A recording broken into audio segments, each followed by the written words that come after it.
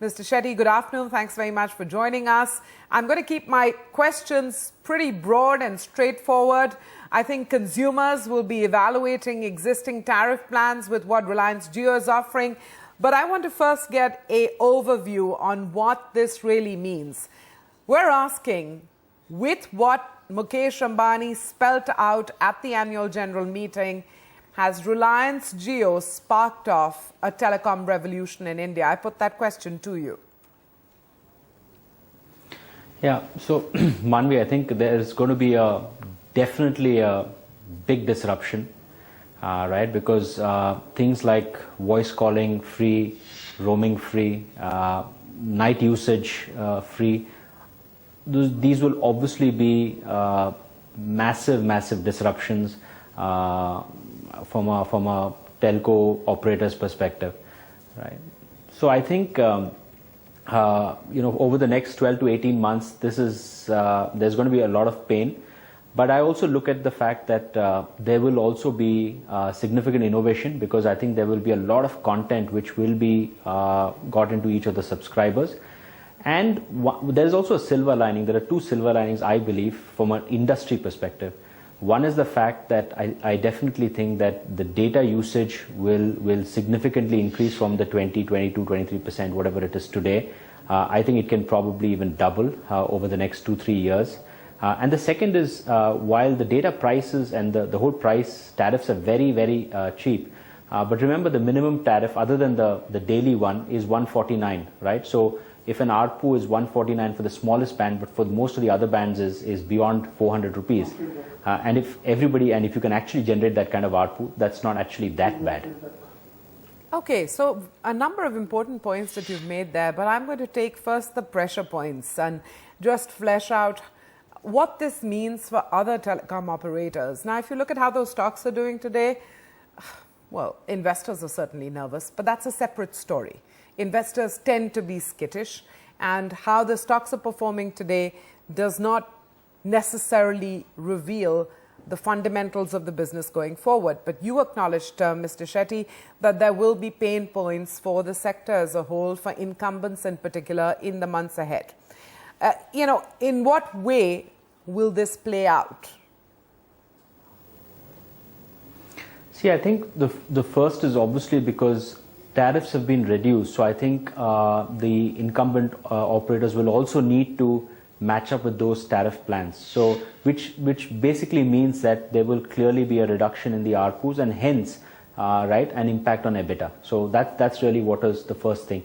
The second, I think, is in terms of the kind of content that you're actually providing, and obviously Jio has promised many things free of cost for a long time. So for the incumbent operators, it's really about retaining their top quality subscribers, because once you lose a subscriber, it's difficult to get back. Third, there may also be dual strategies of customers. Customers may still use voice, while voice may be free, but still use voice for incumbents and use the data bit from Jio. So they have to actually plan for how the customer behavior is going to change over the next 12 to 18 months. And from a Jio perspective, obviously, when you roll out a network of this size, scale, and diversity in a country like India, to manage customer service and to manage quality of service across is not going to be that simple. There has been no such launch anywhere in the world in terms of 4G, and every new technology requires fine-tuning, right? So there will be some issues which will happen both at a network level and at a customer service level.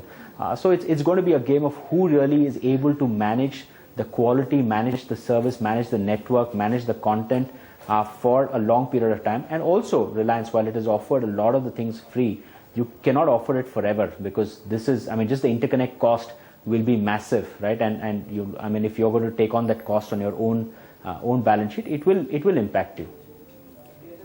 I wanted to get a sense from you, because you track the sector so closely, and therefore, you have your finger on the pulse of how incumbents are likely to respond. Now, in anticipation of today, we already had a whole host of revised tariff plans coming through from the incumbent operators. Are they going to, in a sense, hold their ground, given that they've already made some changes in anticipation of today?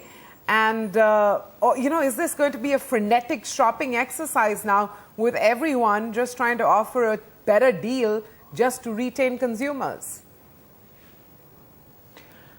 My own view is I don't think at least the large operators will straight away jump in and just offer the same price immediately, because remember there are two parts. There's an ongoing auction going to happen, so there is going to be money spent there. But I think what they would really try to do is integrate a lot of services. So if you do have broadband, if you do have cable, if you have all of that, so they'll try to integrate offerings to customers. They will obviously try to offer much more content in terms of whether it is Wink and what Airtel has got, and similarly what others will bring in. They will try to bring in their own bit of on content. So I think those things will happen. I don't think they will just try to match per se, but I think they will try to bundle more things and offer customers, because at the end of it, this probably can't just be one only on tariff, and I don't think so. That's what they'll do, just following tariffs. You said that a launch on this scale has never been tried before. So what is an appropriate period based on your understanding of the sector for, launch issues to be ironed out? I'm trying to set expectations for a stable quality regime coming from Jio. What would be a typical time frame for all of the issues to be ironed out? So typically once you launch a network, it takes about 4 to 6 months to really stabilize, get everything ready, iron out things. But here remember that it's not that they will be launching the entire network. I think the network rollout is still happening. They will be launching, so there'll be new cities and new areas still being added till March 2017 and probably a little bit further. So there'll still be some issues which will keep cropping up. And like I said, even the interconnection, it's not that on day one, when you launch, all the interconnect points will have been tested and seamlessly integrated. That will also take some time. So it will take some time to stabilize for the network. And nobody has, the issue is nobody has seen, in others there are precedents in some other country, but in this scale and size, nothing has been done in any other country in the world. So to be honest, if somebody says that they know exactly how the network will behave when it reaches 85% capacity or when it goes to 100% capacity, I mean, nobody has seen it, so it's probably difficult to say. Did you hear what Mukesh Ambani had to say about competitors in the telecom sector, where, he said there will be vigorous competition, but said that the onus is on the incumbents not to misuse their market power by creating unfair hurdles when it comes to providing points of interconnect to Jio customers. The fact that that was a part of his address, does it underline the potential hurdle it could be? Yes, I'm sure. I mean, because if you obviously don't get all the interconnect points integrated, right? I mean, from a consumer point of view, I'm sure that there will be an issue. So that is something, but that takes time as well to integrate and to test. So it does take some time. So that will be that will come in the way of seamless integrated services across networks. I mean, not just Jio, but across networks.